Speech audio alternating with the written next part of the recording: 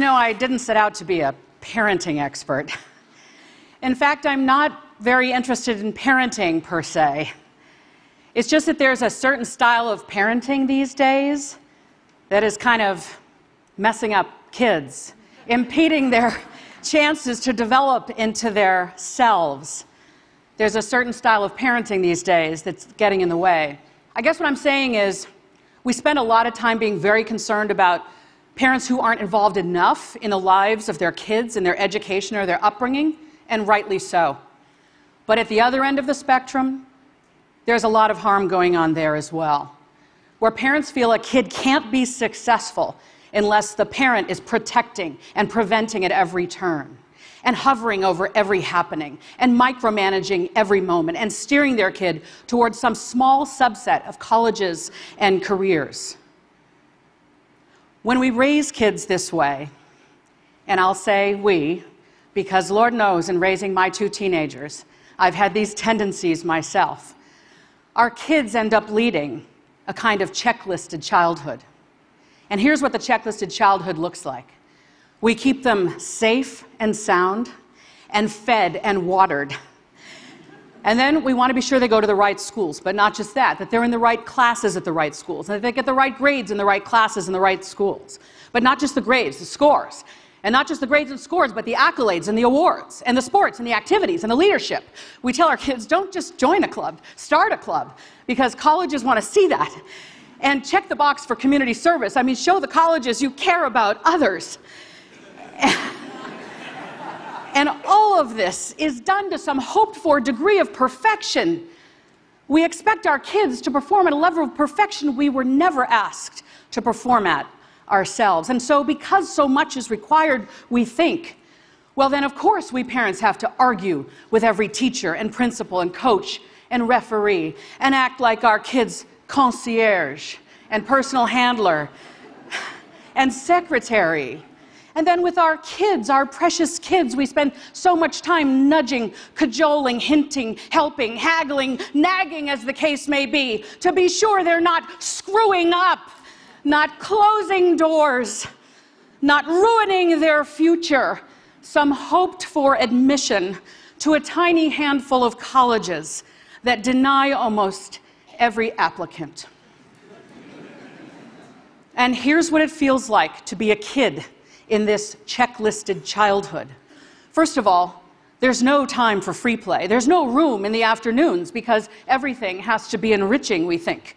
It's as if every piece of homework, every quiz, every activity is a make-or-break moment for this future we have in mind for them, and we absolve them of helping out around the house, and we even absolve them of getting enough sleep as long as they're checking off the items on their checklist. And in the checklisted childhood, we say we just want them to be happy, but when they come home from school, what we ask about all too often first is their homework and their grades. And they see in our faces that our approval, that our love, that their very worth comes from A's. And then we walk alongside them and offer clucking praise like a trainer at the Westminster Dog Show, coaxing them to just jump a little higher and soar a little farther day after day after day. And when they get to high school, they don't say, well, what might I be interested in studying or doing as an activity? They go to counselors and they say, what do I need to do to get into the right college? And then when the grades start to roll in high school and they're getting some B's, or God forbid, some C's, they frantically text their friends and say, has anyone ever gotten into the right college with these grades? And our kids, regardless of where they end up at the end of high school, they're breathless, they're brittle, they're a little burned out, they're a little old before their time, wishing the grown-ups in their lives had said, what you've done is enough, this effort you've put forth in childhood is enough. And they're withering now under high rates of anxiety and depression, and some of them are wondering, will this life ever turn out to have been worth it? Well, we parents are pretty sure it's all worth it. We seem to behave, it's like we literally think they will have no future if they don't get into one of these tiny set of colleges or careers we have in mind for them. Or maybe we're just afraid they won't have a future we can brag about to our friends and with stickers on the backs of our cars. Yeah.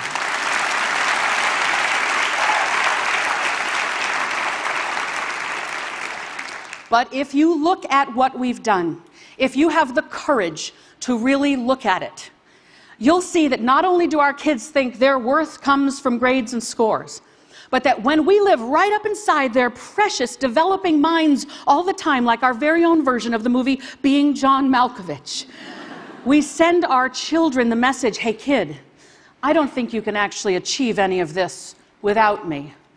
And so with our overhelp, our overprotection, overdirection, and handholding, we deprive our kids of the chance to build self-efficacy, which is a really fundamental tenet of the human psyche, far more important than that self-esteem they get every time we applaud.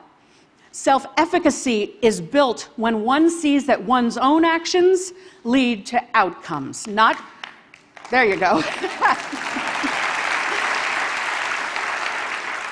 Not one's parents' actions on one's behalf, but when one's own actions lead to outcomes. So simply put, if our children are to develop self-efficacy, and they must, then they have to do a whole lot more of the thinking, planning, deciding, doing, hoping, coping, trial and error, dreaming and experiencing of life for themselves.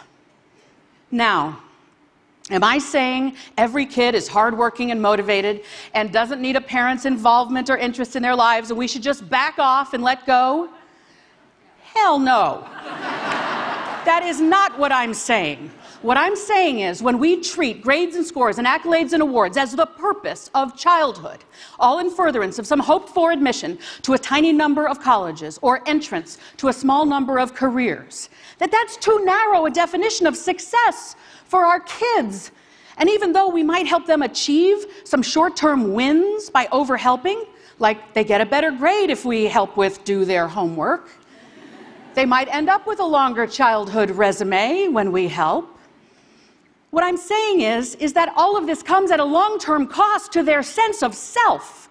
What I'm saying is we should be less concerned with a specific set of colleges they might be able to apply to or might get into, and far more concerned that they have the habits, the mindset, the skill set, the wellness to be successful wherever they go. What I'm saying is our kids need us to be a little less obsessed with grades and scores and a whole lot more interested in childhood providing a foundation for their success built on things like love and chores.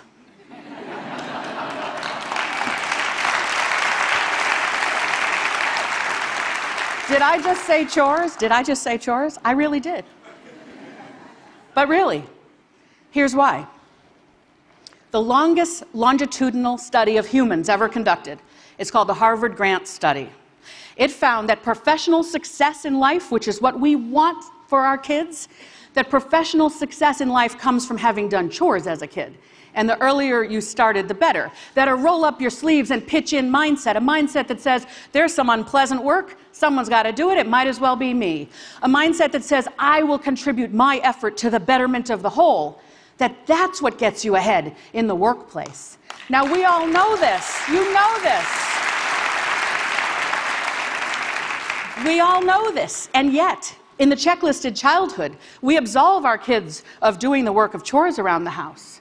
And then they end up as young adults in the workplace, still waiting for a checklist. But it doesn't exist. And more importantly, lacking the impulse, the instinct to roll up their sleeves and pitch in and look around and wonder, how can I be useful to my colleagues? How can I anticipate a few steps ahead to what my boss might need? A second very important finding from the Harvard Grant Study said that happiness in life comes from love.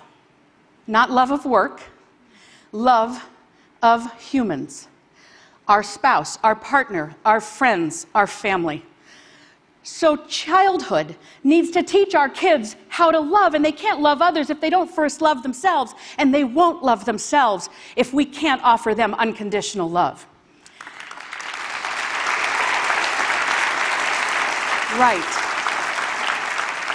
And so, instead of being obsessed with grades and scores when they come home, when our precious offspring come home from school or we come home from work, we need to close our technology, put away our phones, and look them in the eye and let them see the joy that fills our faces when we see our child for the first time in a few hours.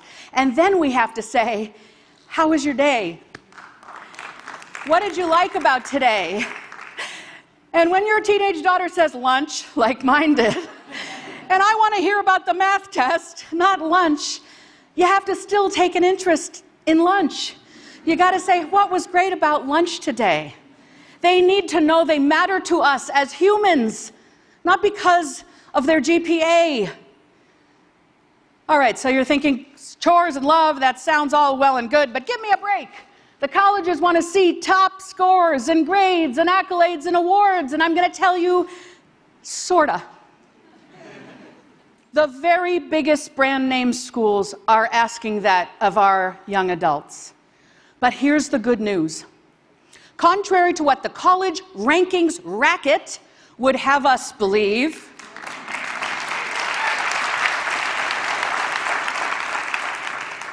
you don't have to go to one of the biggest brand name schools to be happy and successful in life. Happy and successful people went to state school, went to a small college no one has heard of, went to community college, went to a college over here and flunked out.